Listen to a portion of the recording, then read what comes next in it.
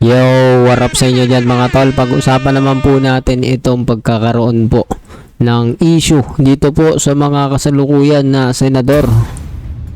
Sabi nga po bagamat 15 na senador, marami po ang pumirma sa draft. Sabi po na resolusyon kung saan para kondenahin ang tila banta ng embahada ng China. Marami po pumirma, pero marami rin po mga senador dito na hindi pumirma. Yan po yung pag-uusapan natin dito kung saan makikita at magiging topic po natin, paksa po natin itong mga tila makabagong mga nagtatrader po sa bansang Pilipinas.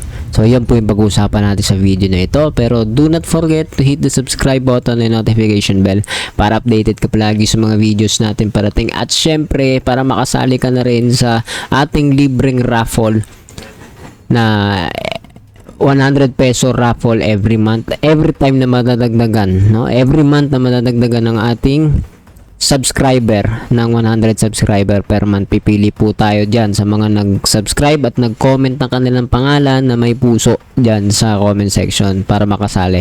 So yun na nga, umpisa na natin to. Let's go.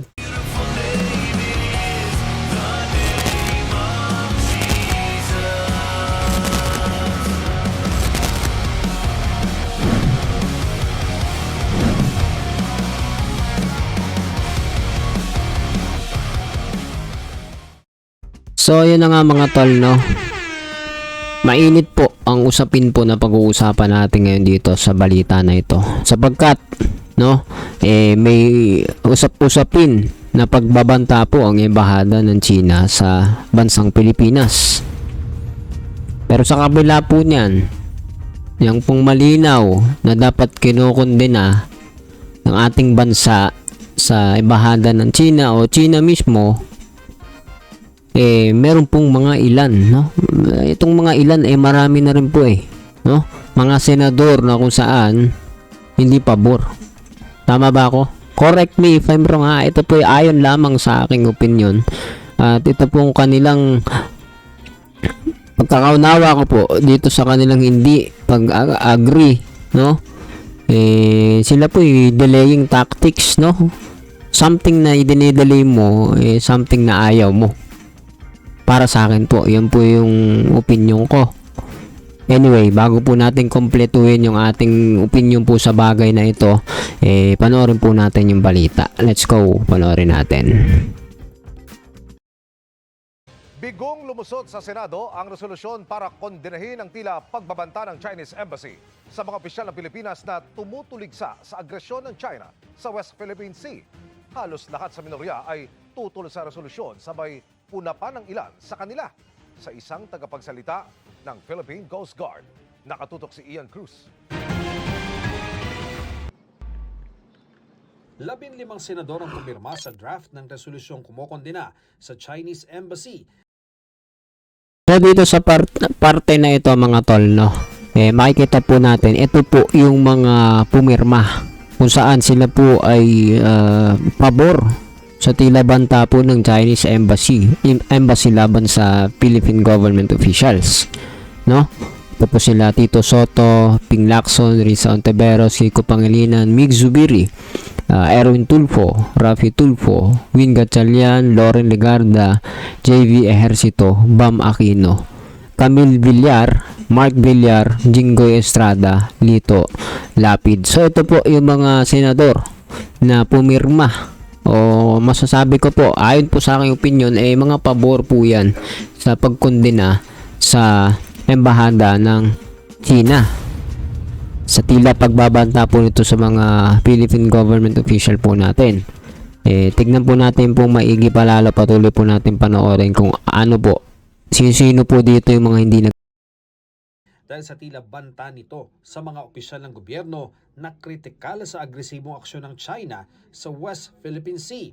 Sa resolusyon, nanawagan ng Senado sa Department of Foreign Affairs na magkasa ng mga hakbang pandiplomatiko para itaguyod ang dignidad ng Pilipinas at tiyaking ang relasyon nito sa iba pang estado ay ayon sa international law. We condemn the statements of the Chinese embassy that are, we believe, inconsistent with diplomacy and international law. Sa gitna ng pagtalakay para dyan, nirepost pa ng embahada ang larawan ng mga senador na sumusuporta sa resolusyon na unang ipinost ni Tariela. Naan ni Ontiveros, tila tinuyapang gaya-gaya lang sila sa isa't isa. Git ni Ontiveros, bastos at walang paggalang ang embahada ng China, kaya dapat i-adopt ang resolusyon. Pero git ni Minority Leader Senator Alan Peter Cayetano, mas mainam na magkaroon ng pagdinig ukol dito. May mga mungkahi ring ideklarang persona non grata ang mga opisyal ng embahada, pero di rin lumusot. Nasuspinde lang ang pagtalakay sa resolusyon. Tanging Senador Jinggoy Estrada lang ang minority senator na pumirma. Pero sabi ng isa sa mga hindi pumirma, bago nito ay natikos na ng ilang senador ng embahada ng China sa Pilipinas. Sa banda nito ang pagpapayag. Okay guys, dito sa part na to na makikita po natin na sa minority black, tama ba ako? Isa lang po yung nag-agree dito po sa pagkondena dito sa embahada ng China sa kanilang tila pagbabanta, no? Ito po yan ay si Jinggoy Estrada. At least dyan sa part po na yan, no? Maaaring marami pong galit kay Jinggoy Estrada dahil sa nga po ay nabahiran at naliling po sa issue ng mga korupsyon ngayon. Pero at least dito, no, sabi nga natin, kung tama, suportahan, kung mali, tutulan, regardless kung sino man sila. At sa pagkakataon po na ito, naniniwala po ako, tama po yung ginagawa. So, ginawa po ni Mr. Jinggoy Estrada po dito. No? At least, no? Kaysa naman po dito sa mga ito, no? Kanina may parang nangunguna, no? Si Alan Peter Cayetano ba yun na, kung di po ako nagkakamali, sinasabi na kailangan ito po pag-usapan muna, no? Yung pagkondena. Ito ba dapat pinag-uusapan pa muna? O malinaw naman kahit sino, no? Na iintindihan na dapat po kondenahin ang embahada ng China. Pero ito pong ilan dito sa mga senador, ito po napakarami. Marami po yan actually, kahit na sila po yung minority, marami pong senador yan. Ibig sabihin, yan po binoto ng marami sa inyo. No, o sa atin, mga mamamayang Pilipino na naglagay po riyan sa kanilang posisyon. Una na yan, si Marcoleta, diba? Hindi po ba't ito, si Marcoleta, nangunguna po ito. Isa po ito sa nagsabi na walang WPS, no? Ito po technical po na walang WPS. Pero yung heart, yung puso ng pinaglalaban po ng bansa po natin, hindi po niya naiintindihan. Meron pong nasasakupang dagat ang bansa po natin. At yun po yung tila hindi maunawaan itong mga ito, no? Ito po, kung ako po akin pong opinion lamang ito, no? Hindi po ba para sa akin, ito pong mga ito, marami po dito sa kanila, may mga bahid ng korupsyon. Kung sino pa yung may mga bahid ng korupsyon, yung mga nagsisinungaling, no? Sila pa po yung may lakas ng loob kumontra sa mga bagay na hindi naman po natin sinasabing gusto natin nangyayari itong mga pagkondena sa embahada ng China, pero wala po tayong choice kundi ipakita ang hindi natin pag-agree sa ginagawa ng China. Hindi naman po nakikipag-away, ito po formal, no? Pero ito po hindi po nila maintindihan, no? Ito po, may bahid ng corruption po sila Joel Villanueva, di ba? Sila Bongo, si Bato, may mga issue po sila, may mga naliling po sila sa mga korupsyon ngayon. Tama po ba? Yan po ayon lamang sa aking opinion, pero nakikita naman po natin yun sa balita, di ba? Manood po kayo, nakikita naman po kung ano pong issue sa mga ito. Ba? Si Escudero, si Chis Escudero, 'di ba? And if I'm not mistaken, maging ito pong si Miss Amy Marcos, meron pong mga issue po diyan. Hindi po ako nagkakamali.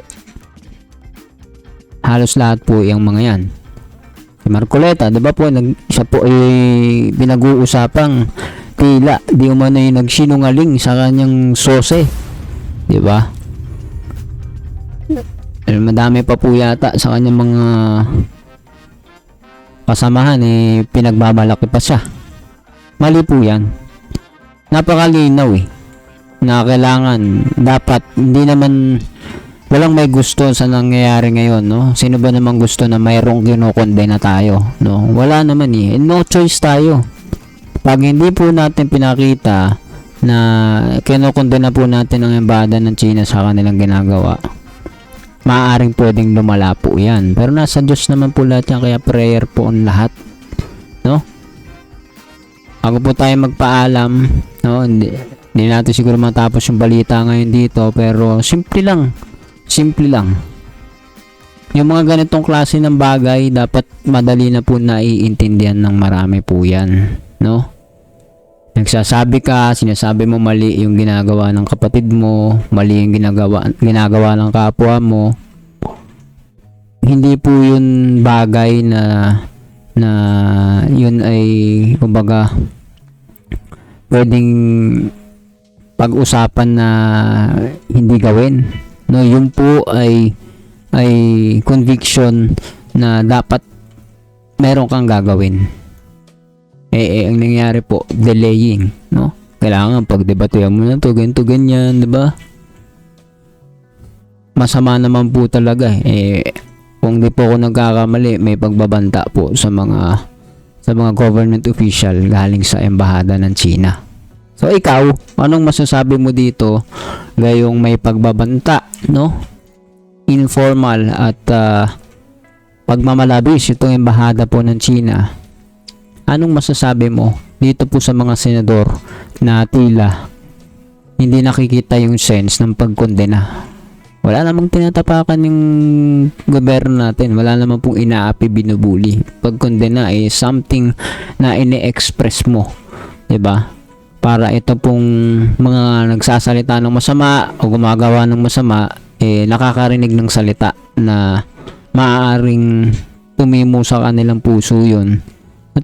Pagbago sila, no? Yun naman po ay depende sa heart ng mga tao, pero nasa Diyos po ang lahat ng yan pag-pray po natin yung ating gobyerno at nawa, no? Ito po, kahit ito pong mga ganito pong klase na mga senador po natin sa ating bansa, pag-pray po ninyo sila. Wala po kayong pipiliin. Pag-pray ninyo, magsisi, hindi na gumawa ng marami pang mga mali kung may nagawa silang mali, no?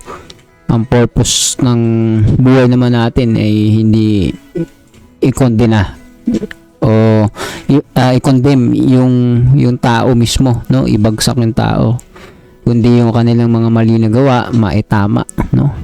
Ma-correct. Ikaw, anong masasabi mo? Comment down below. Patuloy natin pag-usapan yan sa comment section, and please do not forget to hit the subscribe button and notification bell para updated ka palagi sa mga videos natin parating. See ya ulit sa susunod na video.